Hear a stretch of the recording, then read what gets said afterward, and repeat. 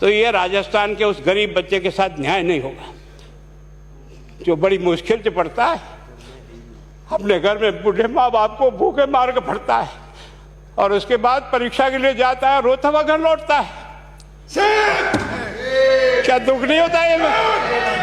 हम लोगों के मन में कोई रहम नहीं है कि आखिर उस बच्चे का क्या होगा जो अपनी बड़ी पीड़ा के साथ पढ़ रहा है। इन सारे पैसे वाले लोगों के पास में आपने सारी सरकारी नौकरियों को भेज दिया। मैं बहुत कड़वा सच बोल रहा हूं। आज जो पिछले 8 साल में नौकरी में लगे ना, उन सब का भी पोस्टमार्टम कराओ, आपको लगेगा आधा फर्जी मामला निकलेगा। कोई है नहीं, कोई सोचने वाला है इस पर कि आखिर उसके दर्द को कौन जानेगा? है ना, जिस प्रकार से हमने परीक्षा के माध्यम से इन पैसे वाले लोगों को उतार करके सारे के सारे उन गरीबों की आशाओं के ऊपर पानी फेर दिया। रात और दिन पढ़ता है, भूखा प्यासा पढ़ता है, घर बेच करके पढ़ता है, खेत बेच करके पढ़ता है, लेकिन जब उसका सिलेक्शन नहीं होता तो जहर खा के मरता है। कोई इस पीड़ा को समझने के लिए तैयार नहीं है।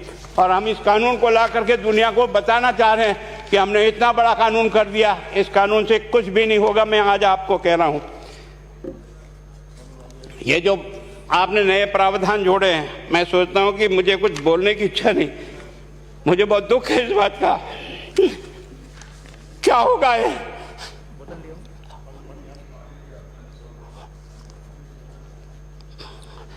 किस तरह की गैंग पाल ली हमने? पानी पिला दो, है ना। मैं उस दिन भी पूछा था कि मैंने कहा ये शिक्षा संकुल पे है, जिन लोगों को ड्यूटी पे लगाया, इसको लगाने वाला दोषी कौन है, जिसके कारण से पेपर जो है ना काट करके निकाल दिया।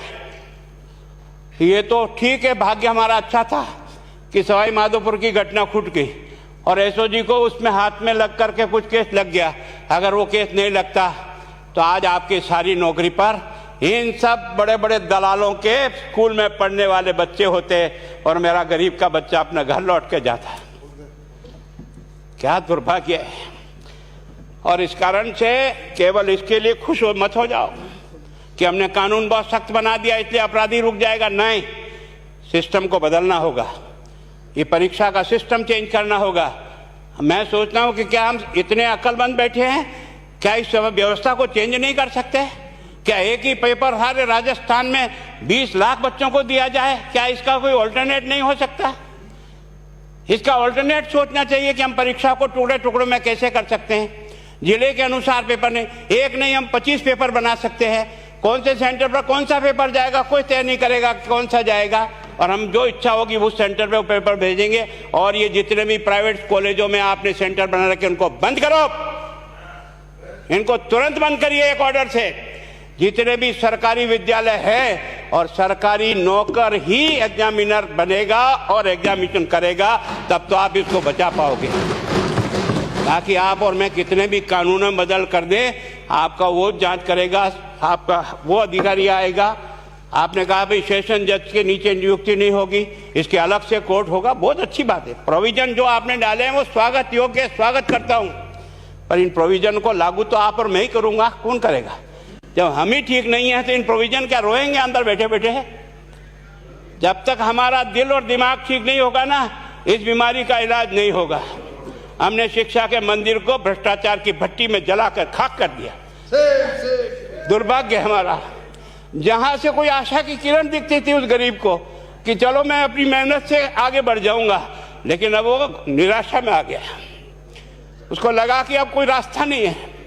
और इस कारण से मैं सोचता हूं कि आप जिस भावना से लाया, मैं आपकी भावना की इज्जत करता हूं, लेकिन केवल आपकी भावना इन बेईमानों को नहीं रोक सकेगी।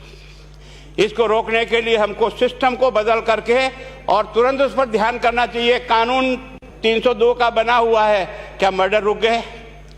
आप भी जान रहे हो रोज के रोज पोक्सो कोर्ट में आजीवन कारावास हो रहा, क्या व्यभिचार रुक गया? अपराधी को दंड मिल सकता है, अपराध बंद नहीं हो सकता है। अपराध बंद करने के लिए जो सिस्टम होते हैं उस सिस्टम में चलो। एकमात्र इस देश में भ्रष्टाचार की भट्टी में देश जल रहा था, केवल और केवल एक तरह से प्रत्येक व्यक्ति का खाता खुलवाकर देश के प्रधानमंत्री में सारा का सारा बेनिफिट उसका सीधा खाते में डाला। बेईमानों को चोट लगी नहीं लगी, उस तरफ अपना दिमाग बचाओ, उस तरफ अपना दिमाग लगाओ कि इस बीमारी का इलाज कहाँ है और कैसे हो।